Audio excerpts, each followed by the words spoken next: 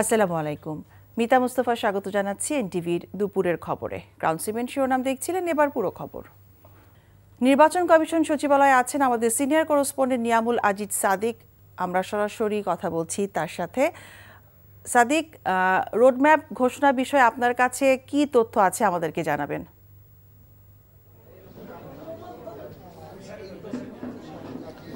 মিতা, আপনি কিছুক্ষণ আগে বলছিলেন যে 3টায় যেই রোডম্যাপ ঘোষণা হবে এটি কিন্তু এগিয়ে আনা হয়েছিল এই 2টা 2:30 বাজে এইখানে কিন্তু মিডিয়া সেন্টারে ঘোষণা করা হবে এই রোডম্যাপ। এবং এই রোডম্যাপের আপনার বিস্তারিত আপনাকে জানিয়ে রাখি, সেটি হচ্ছে যে নতুন রাজনৈতিক দল যেটি আসলে মাঠ পর্যায়ের যে নিবন্ধন চলছে, মাঠ পর্যায়ে যাচাই বাছাই চলছে, বিশেষ করে গোয়েন্দা তথ্য বা অন্যান্য তাদের যে শর্ত পূরণের সেই বিষয়গুলো রয়েছে, সেগুলো পূরণের পরে কিন্তু তাদের 14 সেপ্টেম্বর তাদের চূড়ান্ত প্রজ্ঞাপন এবং 30 সেপ্টেম্বর চূড়ান্ত প্রজ্ঞাপন এবং 14 সেপ্টেম্বর তাদেরকে নিবন্ধন দেওয়া হবে। যে দলগুলো নিবন্ধন পাবে, মোট 22টি দল রয়েছে, সেই 22টি দল থেকে আসলে কতগুলো দল পায় সেটি দেখার বিষয়। এরপরে যেটি রয়েছে সেটি হচ্ছে সীমানা নির্ধারণ। গত 3 দিন যে সীমানা নির্ধারণে শুনানি হয়েছে, সেই শুনানির পরবর্তীতে আমরা যেটি দেখতে পাচ্ছি যে গেজেট প্রকাশ করা হবে 15 সেপ্টেম্বর এবং যেই সীমানাগুলোর শুরু থেকে শেষ পর্যন্ত কোন আসন 300টি আসনের মধ্যে কোনটি কোন স্থান থেকে শুরু হচ্ছে এবং কোথায় গিয়ে শেষ হচ্ছে সে বিষয়গুলো জানিয়ে দেবে জিআইএস ম্যাপ প্রকাশের মাধ্যমে। সেটি 30 সেপ্টেম্বর জানিয়ে দেওয়া হবে। আর নিবন্ধিত রাজনৈতিক দল, যেটি আপনিও বলছিলেন, নিবন্ধিত রাজনৈতিক দল আসলে 30 তারিখে যদি তাদের গেজেট প্রকাশ করা হয়, এর আগে নিশ্চয়ই নিবন্ধিত দলগুলোতে জেনে যাবে যে কারা কারা নিবন্ধন পাচ্ছে। তাদেরকে নিয়ে মূলত যে অংশীজনের যে আলোচনা, বিশেষ করে নির্বাচনটা সুষ্ঠু করার ক্ষেত্রে এবং আইন শৃঙ্খলা পরিস্থিতি সুষ্ঠু রাখার ক্ষেত্রে যে চ্যালেঞ্জগুলো বারবার বলে আসছিল, সেই কথাগুলো বলে আসছে। আর চূড়ান্ত ভোটার তালিকা প্রকাশ করা হবে 30 নভেম্বর। এর বাইরেও অনেকগুলো ঘটনা রয়েছে, পথ পরিক্রমা রয়েছে, সেই পরিক্রমাগুলো জানিয়ে দেওয়ার আপনাকে চেষ্টা করব পরবর্তীতে। জানছিলাম নির্বাচনী রোডম্যাপ ঘোষণার খবর।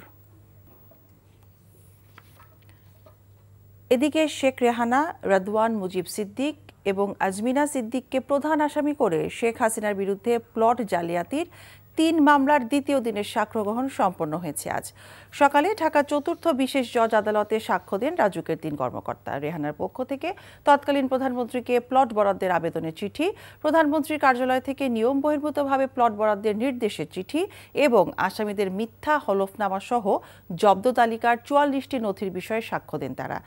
এর আগে সাক্ষ্য গ্রহণের প্রথম দিন মামলার বাদীরা আদালতকে জানান, প্লট বরাদ্দের জন্য ব্রিটিশ এমপি এবং শেখ রেহানার মেয়ে টিউলিপ সিদ্দিক শেখ হাসিনার ওপর চাপ প্রয়োগ করেন।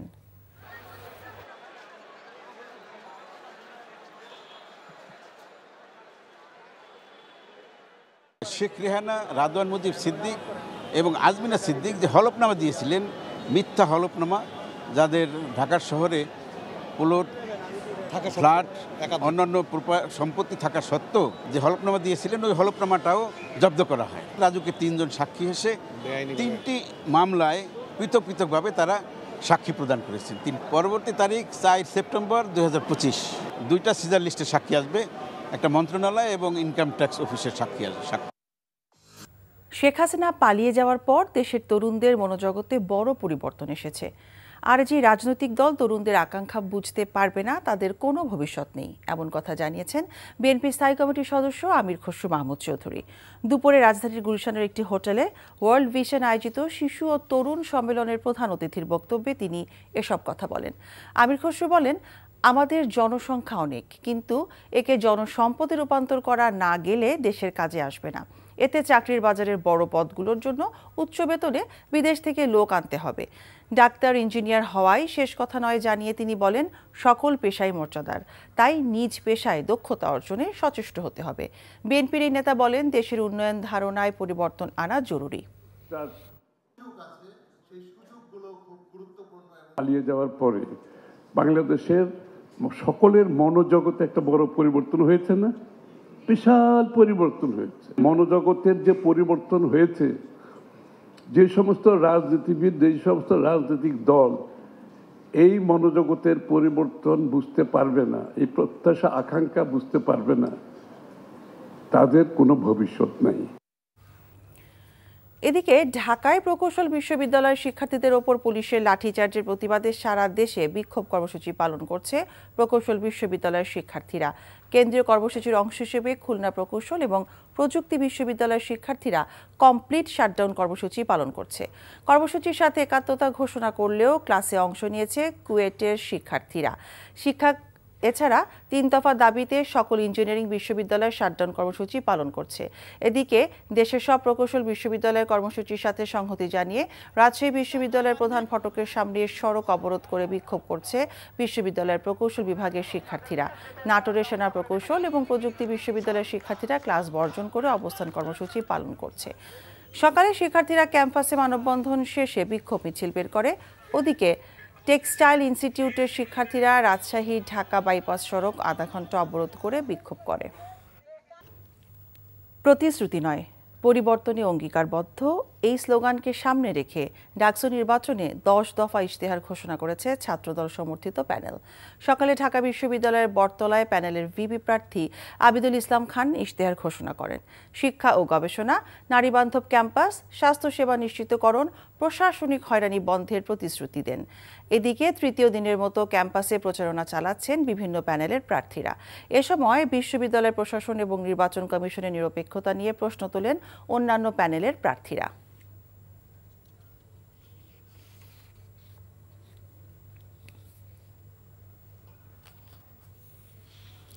ঢাকা বিশ্ববিদ্যালয় ক্যাম্পাসে আছেন আমাদের স্টাফ করেসপন্ডেন্ট নূর হোসেন, সরাসরি কথা বলছি তার সাথে। নূর, প্রার্থীদের প্রচারণা সম্পর্কে আপনার কাছে কি তথ্য আছে আমাদেরকে জানাবেন।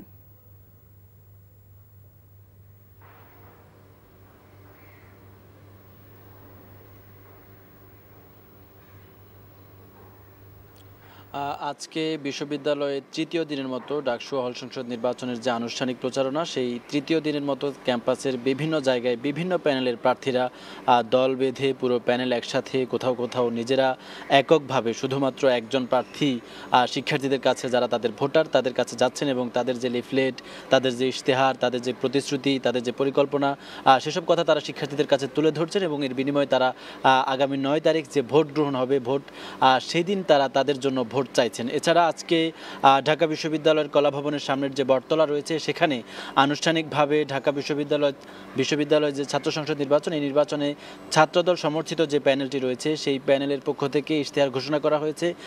10 দফা ইশতেহারে তারা নির্বাচিত হলে ক্যাম্পাসকে কেমন করে তারা তৈরি করবেন, ক্যাম্পাসের গবেষণার থেকে শুরু করে একাডেমিক পরিবেশ থেকে শুরু করে রাজনৈতিক পরিস্থিতি কেমন হবে এবং যে সমস্ত সংকটগুলো রয়েছে, খাবারের থেকে শুরু করে আবাসন সংকট এবং লাইব্রেরি সহ অন্যান্য ব্যবস্থাপনার যে সংকটগুলো রয়েছে, প্রশাসনিক যে হয়রানি রয়েছে, এই সমস্ত বিষয়ে তাদের যে পরিকল্পনা রয়েছে, তারা সেই পরিকল্পনাগুলোকে নিয়ে 10 দফা ইশতেহার ঘোষণা করেছেন এবং অন্যান্য প্রার্থী যারা রয়েছেন তারাও তাদের ইশতেহার তৈরি করেছেন। বড় যে প্যানেলগুলো রয়েছে তাদের অনেকের সঙ্গে আমাদের কথা হয়েছে, তাদের ইশতেহারও খুব শিগগিরই আগামী 2-1 দিনের মধ্যেই তারা ঘোষণা করবেন বলে আমরা জানতে পেরেছি। এছাড়া অন্যান্য প্যানেলের প্রার্থী যারা রয়েছেন তারা বিভিন্ন জায়গায় তাদের ক্যাম্পেইন করছেন, ভোট চাইছেন। আমাদের সঙ্গে বৈষম্য বিরোধী শিক্ষার্থী সংসদের যিনি জিএস পদপ্রার্থী, তিনি কথা বলেছেন। তিনি আসলে নির্বাচনের আশঙ্কা করছেন। তিনি অভিযোগ করেছেন যে বিশ্ববিদ্যালয় প্রশাসন এবং রিটার্নিং কর্মকর্তার যে কার্যালয়ের পক্ষ থেকে একটি বিশেষ প্যানেলের প্রতি পক্ষপাতিত্ব করা হচ্ছে এবং আচরণবিধি লঙ্ঘনের পরও কোনো ধরনের ব্যবস্থা বিশ্ববিদ্যালয় প্রশাসন গ্রহণ করতে পারেনি বা নির্বাচন কমিশন গ্রহণ করতে পারেনি। তারা শঙ্কা করছেন সুষ্ঠু নির্বাচন বা নিরপেক্ষ নির্বাচন হবে কিনা সে বিষয়ে তারা সন্দিহান। জানছিলাম ডাকসু নির্বাচনের প্রচারণার খবর। এদিকে জাহাঙ্গীরনগর বিশ্ববিদ্যালয়ের কেন্দ্রীয় শিক্ষার্থী সংসদ ও হল সংসদ নির্বাচনে ছাত্রদলের প্যানেলে ভিপি শেখ সাদি হাসান ও জিএস তানজিলা হোসেন বৈশাখীর নাম ঘোষণা করা হয়েছে। দুপুরে বিশ্ববিদ্যালয়ের অদম্য 24-এর পাদদেশে সংগঠনটির প্যানেল ঘোষণা করেন ছাত্রদলের সিনিয়র সহসভাপতি আবু আহসান মোহাম্মদ ইয়াহিয়া। এদিকে ডাকসু ও হল সংসদ নির্বাচনে মনোনয়নপত্র প্রত্যাহারের শেষ দিনে দুপুর পর্যন্ত মনোনয়নপত্র প্রত্যাহার করেছেন 7 জন। সবশেষে চূড়ান্ত প্রার্থী তালিকা প্রকাশ করা হবে শুক্রবার। ডাকসু নির্বাচন অনুষ্ঠিত হবে আগামী 11 সেপ্টেম্বর।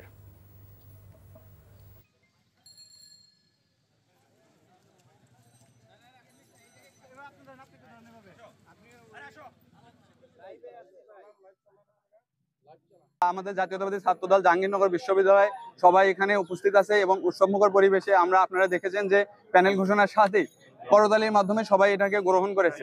নারী পুরুষ বৈষম্য না করে যোগ্যতার বিচারে নারীদেরকে দেওয়ার জন্য যে উদারতাটা তারা দেখিয়েছে, আমি আশা করব আমার জাহাঙ্গীরনগর বিশ্ববিদ্যালয়ের সকল বোনেরা সেটার যথার্থ মূল্যায়ন করবেন। ভারতে অবৈধভাবে অনুপ্রবেশকারী বাংলাদেশিদের আইন অনুযায়ী দেশে ফেরত পাঠানো হচ্ছে বলে দাবি করেছেন ভারতীয় সীমান্তরক্ষী বাহিনী বিএসএফ এর মহাপরিচালক দলজিৎ সিং চৌধুরী। বলেন, অবৈধ অনুপ্রবেশকারীদের ফেরত পাঠানোর ক্ষেত্রে আইন ভঙ্গ করছে না ভারত।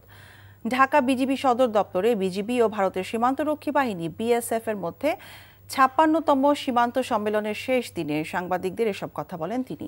এ সময় সীমান্ত হত্যার বিষয়ে প্রশ্নের জবাবে বিএসএফ মহাপরিচালক দাবি করেন, নিজেদের দেশের নিরাপত্তা হুমকি বিবেচনায় আত্মরক্ষার স্বার্থে প্রাণঘাতী অস্ত্র ব্যবহার করা হয়। তবে এ ব্যাখ্যায় সন্তুষ্ট নয় বিজিবি। বাহিনীর মহাপরিচালক বলেন, সীমান্তে বিএসএফ এর মরণাস্ত্র ব্যবহার গ্রহণযোগ্য নয়। ভুলবশত কেউ ভারতে অনুপ্রবেশ করলে তাদের আইন অনুযায়ী ফেরত পাঠাতে পারে বিএসএফ। রাজধানীর সেগুনবাগিচায় এক অনুষ্ঠান থেকে আওয়ামী লীগ সরকারের সাবেক মন্ত্রী লতিফ সিদ্দিকী সহ কয়েকজনকে পুলিশের কাছে সোপর্দ করেছে বিক্ষুব্ধ জনতা। দুপুরে ঢাকা রিপোর্টার্স ইউনিটিতে মঞ্চ ৭১ নামে এক অনুষ্ঠানে লতিফ সিদ্দিকী যোগ দিলে জুলাই যোদ্ধারা বাধা দেয়। এক পর্যায়ে তারা লতিফ সিদ্দিকীকে অবরুদ্ধ করে পুলিশের সোপর্দ করে। সকালে ডিআরইউতে এই অনুষ্ঠান শুরু হয়। অতিথি ছিলেন লতিফ সিদ্দিকী। কিছুক্ষণ পরে অনুষ্ঠান স্থলে যান জুলাই যোদ্ধারা। অবরুদ্ধ করে রাখা হয় মঞ্চ ৭১-এর অনুষ্ঠানের অতিথিদের। এ সময় বিক্ষুব্ধরা দাবি করেন, আলোচনা সভার আড়ালে ষড়যন্ত্র করছিলেন আওয়ামী ফ্যাসিবাদের দোসররা। পুলিশের সেই অবরুদ্ধদের আটক করে থানায় নিয়ে যায়।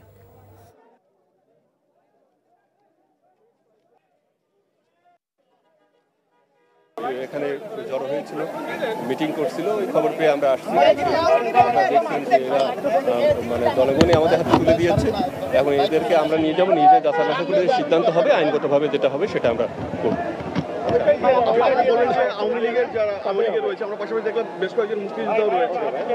আমরা এখনো যাই না যে কে আসলে মুক্তিযোদ্ধা কে, আমরা এটা যাচাই বাছাই করবো। যাচাই করে লিগাল যে প্রসিডিউর হবে, আইনগত ব্যবস্থা, সেটা আমরা পদক্ষেপ গ্রহণ করব। গাজীপুরে গোয়েন্দা পুলিশের তাড়া খেয়ে তুরাগ নদে ঝাঁপ দিয়ে এক বালু ব্যবসায়ী নিখোঁজ হয়েছেন বলে অভিযোগ করেছেন স্বজনেরা। উদ্ধার তৎপরতা চালাচ্ছে ফায়ার সার্ভিসের ডুবুরি দল। তবে পুলিশ বলছে, একদল লোকের তাড়া খেয়ে নিখোঁজ হন ওই ব্যবসায়ী। সকাল থেকে টঙ্গী ফায়ার সার্ভিসের ডুবুরি দল নিখোঁজ আমজাদ হোসেনকে উদ্ধারে অভিযান শুরু করে। স্বজন এবং এলাকাবাসী জানান, গতকাল সন্ধ্যায় কড্ডা এলাকায় নিজ প্রতিষ্ঠানে বসেছিলেন বালু ব্যবসায়ী আমজাদ। এ সময় মাইক্রোবাসে আসা ৮ থেকে ১০ জন ডিবি পুলিশ পরিচয় দিয়ে তার ব্যবসা প্রতিষ্ঠান ঘিরে ফেলে। এক পর্যায়ে তারা আমজাদকে আটক করার জন্য গেলে তিনি দৌড়ে পালানোর চেষ্টা করেন। পেছন থেকে ধাওয়া করা হলে আমজাদ হোসেন তুরাগ নদে ঝাঁপ দেন।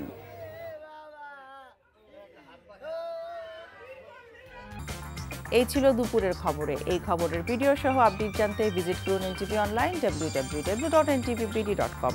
এছাড়াও এনটিভির জনপ্রিয় সব অনুষ্ঠান ও খবরের আপডেট জানতে ভিজিট করুন আমাদের ইউটিউব ও ভেরিফাইড ফেসবুক পেজ। ৫ দেশে খবর দেখার আমন্ত্রণ রইল। সবাইকে ধন্যবাদ।